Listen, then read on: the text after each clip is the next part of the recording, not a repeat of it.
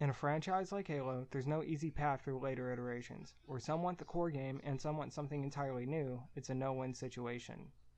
Those are the words of former creative director of Bungie and co-founder of the Halo franchise, Marcus Leto. And I'd have to agree, the community is split on how the franchise needs to be handled. From loot boxes being in the past two Halo installments, to arguments about how gameplay should be handled, and to whether or not 343 should have even bothered to fix the Master Chief Collection and focus solely on Halo Infinite, it's clear that no matter what 343 does, they can't please everyone. Which is normal, especially in the gaming industry where communities are so passionate about the games they play, most if not all of the groups fall into the two camps that Leto mentioned. The best 343 can do at this point is, well, listen and pay attention to what's going on around them, especially to their community, and try to appease as many fans as possible. Now I'm going to start with the Master Chief Collection, more specifically the multiplayer, and work my way through a few issues that's plagued the franchise for a while now. Before the first patch, the game was almost unplayable online, with matchmaking taking minutes just to find a single match, and if you did get a match online, it was incredibly unbalanced, either with teams being unbalanced or the skill wasn't matched correctly. The new patch fixes a lot of issues, and the Master Chief Collection is actually playable now, and with promised support moving forward and a potentially overhauled customization and server browser option in the future, at some point, the game can finally actually reach the point it was advertised to be at launch.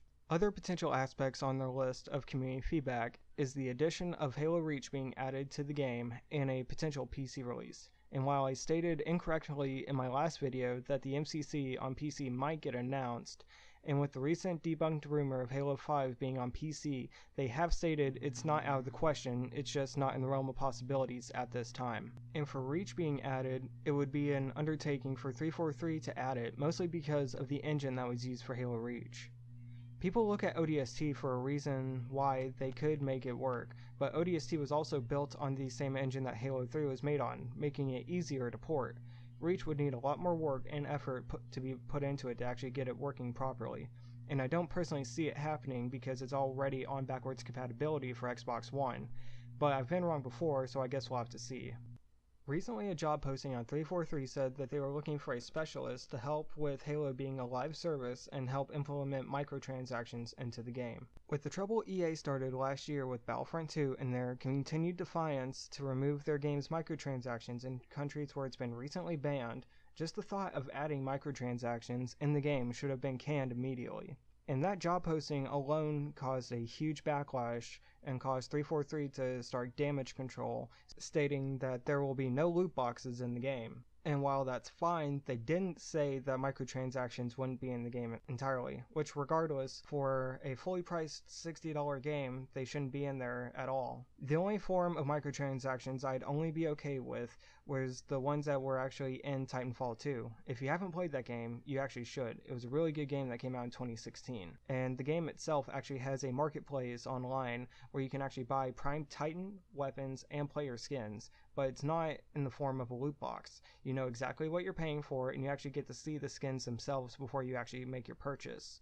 If they went with this route and charged maybe $2 or $3 for weapon skins and armor, and added challenges into the game to where you can actually get armor and weapon skins by completing said challenges, I personally wouldn't mind if they did it that way. It's like buying class shortcuts in Battlefield. You can unlock everything quite easily, or you can just pay to unlock it.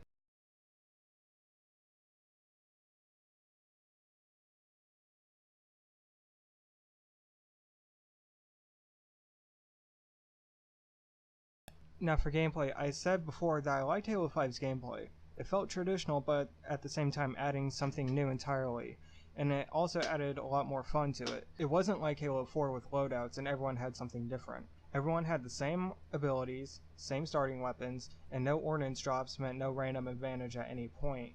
It made the playing field very equal and skill-based for everyone. If I recall correctly, they even added a classic playlist for Halo 5 that removed the added mobility and the Spartan abilities that were implemented into Halo 5.